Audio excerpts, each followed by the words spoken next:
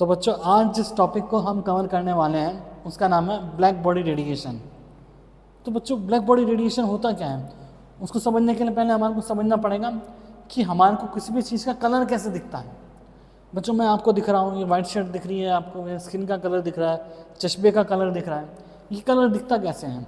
तो सबसे पहले भी कोई भी लाइट अगर हमारे ऊपर फॉल करती है तो उसके कोई भी वाइट लाइट फॉल करती है हमारे ऊपर, तो वो कुछ लाइट क्या करती है, एब्जॉर्ब करती है, कुछ ट्रांसमिट कर देती है, मतलब उससे होके निकल जाती है, और वो कुछ रिफ्लेक्ट कर देती है। क्या करती है, बहुत सारी वाइट लाइट, बहुत सारी वेव का मिक्सचर होता है, तो कुछ वाइट लाइट एब्जॉर्ब करेगी, कुछ रिफ्लेक्ट करेगी और कुछ ट्रांसमिट करेगी। तो जो कलर हमारे को दिखता है वो रिफ्लेक्टेड कलर होता है। जो कलर हमारे को दिखता है वो कौन सा कलर होता है बच्चों, रिफ्लेक्टेड कलर होता है। ठीक है, तो जैसे यहाँ वाइट लाइट पड़ी, यहाँ ब्लू कलर है, तो वाइट लाइट पड़ी, ब्लू कलर रिफ्लेक्ट हुआ तो आपको ब्लू कलर दिखा, बाकी जो एब्जॉर्ब हुई या ट्रांसमिट हुई वो कलर आपको नहीं दिखेगा। तो अब कुछ ऐसी बॉडी होती है जो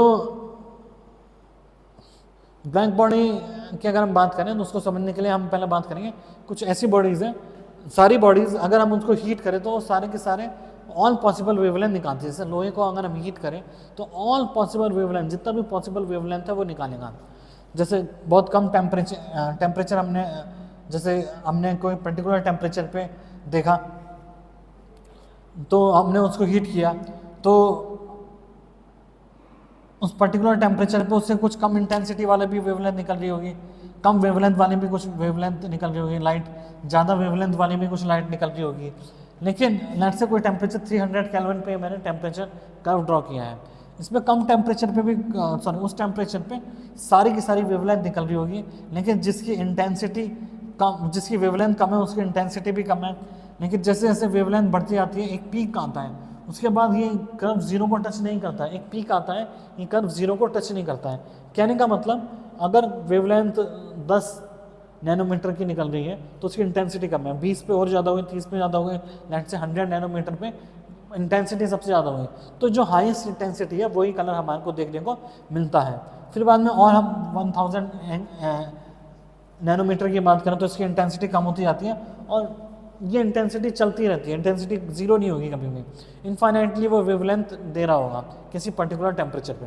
तो इस तरीके से अगर हमारे को किसी स्टार का टेम्परेचर निकालना है तो ऐसे तो नहीं हम वहाँ जाके थर्मामीटर लगाते हैं, हम देखेंगे कि उस स्टार में जितनी वेवलेंथ निकल रही है उसमें से सबसे ज़्यादा इंटेंसिटी की वेवलेंथ क्या है, उसका कर्व ड्रॉ करके हम वो टेम्परेचर निकाल लेते हैं।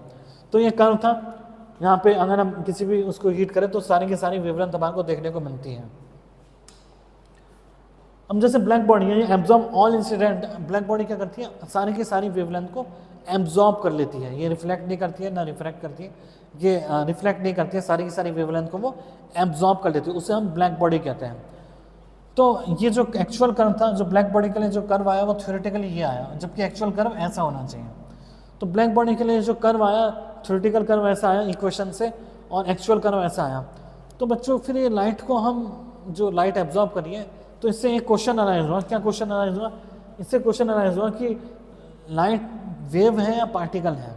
इससे क्वेश्चन अराइज हुआ लाइट वेव है, क्योंकि ग्राफ मैच करने चाहिए, ये ग्राफ मैच नहीं किया तो इसको मैक्सवेल जो थ्योरी थी मैक्सवेल ने बताया। मैक्सवेल ने क्या बताया कि light is made up of particles of energy, जिसको हम क्या कहते हैं क्वांटम। तो मैक्सवेल ने एक्चुअली वो ग्राफ बनाया, मैक्सवेल ने अपनी थ्योरी दी, उसने वो ग्राफ बनाया जिससे दोनों कर्व ओवरलैप किए, और मैक्सवेल की थ्योरी को आज भी काफ़ी अच्छी थ्योरी माना जाता है। तो light is made up of particles energy quantum, उसने कहा कि लाइट जो होती है वो पार्टिकल्स की फॉर्म में होती है, जिसको उसने क्या कहा, क्वांटा कहा। लाइट किसकी फॉर्म में होती है, पार्टिकल की फॉर्म में, जिसको उसने क्वांटा कहा। एक क्वांटा की एनर्जी उसने बताई h इंटू न्यू, जबकि वेव, अगर लाइट को वेव की फॉर्म में देखें तो लाइट एक पर्टिकुलर फ्रीक्वेंसी की है, तो इस फ्रीक्वेंसी की ये लाइट है, इस फ्रीक्वेंसी की लाइट के अकॉर्डिंग भी यही आता है। ठीक है, तो इस एक पैकेट की एनर्जी उसने बताया इक्वल्स टू h न्यू। इसको इस तरह से लाइट के डुअल नेचर को मैक्सवेल ने आगे रखा कि लाइट का डुअल नेचर होता है।